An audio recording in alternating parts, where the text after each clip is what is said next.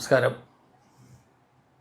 നമ്മുടെ ബഹുമാന്യനായിട്ടുള്ള പ്രധാനമന്ത്രി ശ്രീ നരേന്ദ്രമോദിജിയുടെ ആഹ്വാനമനുസരിച്ച് ഇന്ത്യയെ ഒരു വികസിത ഭാരതമാക്കുക എന്നുള്ള ലക്ഷ്യത്തോടു കൂടിയിട്ടുള്ള പ്രവർത്തനത്തിലാണ് രാജ്യത്തെല്ലാവരും.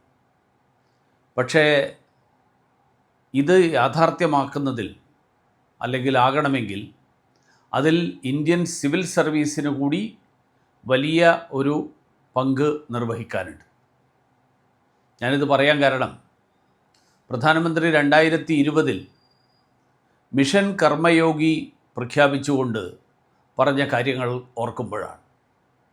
അദ്ദേഹം പറഞ്ഞത് ജനക്ഷേമത്തിന്, സദ്ഭരണത്തിന്, ഇതിനൊക്കെ പ്രഥമ പരിഗണന നൽകിക്കൊണ്ട് വിശാല വീക്ഷണത്തോടുകൂടി ഭരണത്തെ സമീപിക്കേണ്ടവരാണ് സിവിൽ സർവീസ് ഉദ്യോഗസ്ഥർ എന്നാണ് അന്ന് പ്രധാനമന്ത്രി നമ്മുടെ രാജ്യത്തെ ഉദ്യോഗസ്ഥന്മാരെ ഓർമ്മിപ്പിച്ചത്.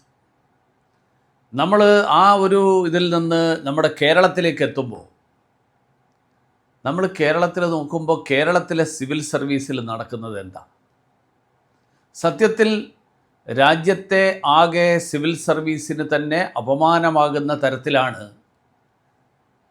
പിണറായി വിജയൻ അധികാരമേറ്റതിന് ശേഷമുള്ള കാര്യങ്ങൾ നീങ്ങിക്കൊണ്ടിരിക്കുന്നത്.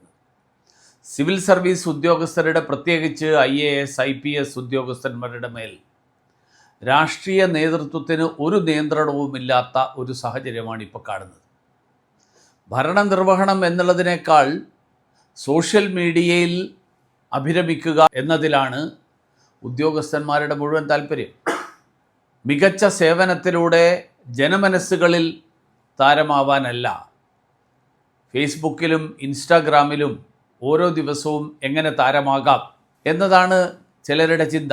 ചിലരൊരു ലജ്ജയുമില്ലാതെ രാഷ്ട്രീയ നേതാക്കന്മാരെ പാടിപ്പുകഴ്ത്തുന്നു. മറ്റു ചിലർ മേലുദ്യോഗസ്ഥന്മാരെ സോഷ്യൽ മീഡിയയിലൂടെ വെല്ലുവിളിക്കുന്നു. കുറച്ച് ദിവസങ്ങൾക്ക് മുൻപ് നമ്മൾ IPS ഉദ്യോഗസ്ഥന്മാരായിട്ടുള്ള ഇങ്ങനെയുള്ള ചില ആളുകളുടെ വാർത്തകൾ നമ്മൾ കണ്ടിരുന്നു. ഇപ്പോൾ IAS ഉദ്യോഗസ്ഥന്മാരുടെയാണ്. ശരിക്കും ഒരു വെള്ളരിക്ക പട്ടണമായിട്ട് കേരളം മാറുന്നു എന്ന് സംശയിക്കാവുന്ന തരത്തിലാണ് ഈ സംഭവങ്ങൾ കാണിക്കുന്നത്. ഇന്ത്യയിലും മറ്റൊരു സംസ്ഥാനത്തും ഈ തരത്തിലുള്ള അച്ചടക്ക ലംഘനം ആരും അനുവദിക്കില്ല. രാഷ്ട്രീയ നേതൃത്വം ദുർബലമാകുമ്പോൾ സ്വാഭാവികമായും IASകാർക്ക് നിയന്ത്രണമില്ലാതെ, IPSകാർക്ക് നിയന്ത്രണമില്ലാതെ അവർക്ക് തോന്നിയ രീതിയിൽ അവർ പെരുമാറും. താടിയുള്ളപ്പനെ പേടിയുണ്ട് എന്നൊരു പഴയ പഴഞ്ചൊല്ലുണ്ട്. ഇവിടെ താടിയുള്ളപ്പനെ പേടിയില്ല, അതുകൊണ്ടാണല്ലോ ഇതൊക്കെ നടക്കുന്നത്. ഇരട്ടച്ചങ്കാണ് എന്ന് തൻ്റെ ഭക്തന്മാരെ കൊണ്ട് പറയിപ്പിച്ച പോരാ, ഉദ്യോഗസ്ഥന്മാരൊക്കെ നിലക്ക് നിർത്താൻ കൂടി കഴിയണം ബഹുമാന്യനായിട്ടുള്ള മുഖ്യമന്ത്രിക്ക്. അദ്ദേഹം തന്നെ പറയുന്നത് ഉദ്യോഗസ്ഥന്മാർ ഒന്നും ചെയ്യുന്നില്ല എന്നാണ്. പിന്നെ അതിനിടയിലും രാഷ്ട്രീയ നേതൃത്വത്തെ പാടിപ്പുകഴ്ത്താൻ വേണ്ടിയിട്ട് ചില ആളുകൾ മത്സരിക്കുന്നതിന് അതിൻ്റെ പിന്നിൽ വേറൊരു കാരണം കൂടിയുണ്ട്.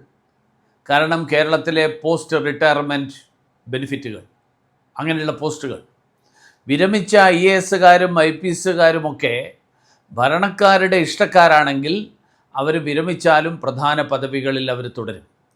പെൻഷൻ മാത്രമല്ല, ലക്ഷങ്ങൾ മാസം ശമ്പളം പറ്റും. അത് കിട്ടണമെങ്കിൽ സർവീസിലിരിക്കുമ്പോൾ നല്ല പോലെ സോപ്പിടണം. പിണറായി സർക്കാർ അധികാരത്തിലേറിയ ശേഷം വിരമിച്ച നല്ല ശതമാനം ഉദ്യോഗസ്ഥരും സർവീസിൽ തുടരുകയാണ്.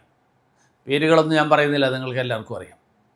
അപ്പോൾ കേരളത്തിലെ IAS, IPS ഉദ്യോഗസ്ഥന്മാരോട് എനിക്ക് പറയാനുള്ളത്, വലിയൊരു പാരമ്പര്യമുണ്ട് ഇന്ത്യൻ സിവിൽ സർവീസിന്, അത് മറക്കരുത് എന്നതാണ്. സർദാർ വല്ലഭായ് പട്ടേലിൻ്റെ കോൺസ്റ്റിറ്റ്യൂവൻ്റ് അസംബ്ലിയിലെ പ്രശസ്തമായിട്ടുള്ള പ്രസംഗത്തിൽ അദ്ദേഹം പറയുന്നത്, you will not have united India if you do not have a good all India services. രാഷ്ട്രശില്പികൾ ഈ രാജ്യത്തിൻ്റെ നിലനിൽപ്പിൽ തന്നെ ഈ സർവീസസ് എന്ന് പറയുന്നത്, സിവിൽ സർവീസ് എന്ന് പറയുന്നത് എത്ര പ്രധാനമാണ് എന്ന് കണ്ടിരുന്നു. അതിൻ്റെ തെളിവാണ് ഈ വാചകം. രാജ്യത്തിൻ്റെ ആദ്യത്തെ പൊതു തെരഞ്ഞെടുപ്പ് നടത്തിയ സുകുമാർ സെൻ മുതൽ നമ്മളെല്ലാവരും ആദരവോടുകൂടി നോക്കിക്കാണുന്ന TN ശേഷൻ വരെയും, അതിനുശേഷം ഇപ്പോഴും തെരഞ്ഞെടുപ്പ് കമ്മീഷൻ്റെ ചീഫ് ഇലക്ഷൻ കമ്മീഷണറായിട്ടിരിക്കുന്ന കേരള കേഡറിലെ ഉദ്യോഗസ്ഥനും കൂടിയായിരിക്കുന്ന IAS ഉദ്യോഗസ്ഥൻ ഉൾപ്പെടെ അങ്ങനെയുള്ളവരെല്ലാവരും, അങ്ങനെയുള്ള പ്രഗത്ഭന്മാർ അവരൊക്കെ ഈ സർവീസിൻ്റെ ഭാഗമായിരുന്നു. അവരാരും ഈ നിലവാരത്തിലായിരുന്നില്ല സർവീസിൻ്റെ ഭാഗമായത്.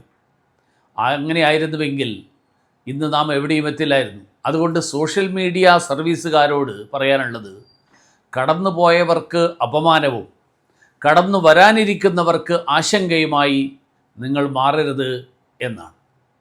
എല്ലാവർക്കും ഒരിക്കൽ കൂടി നമസ്കാരം.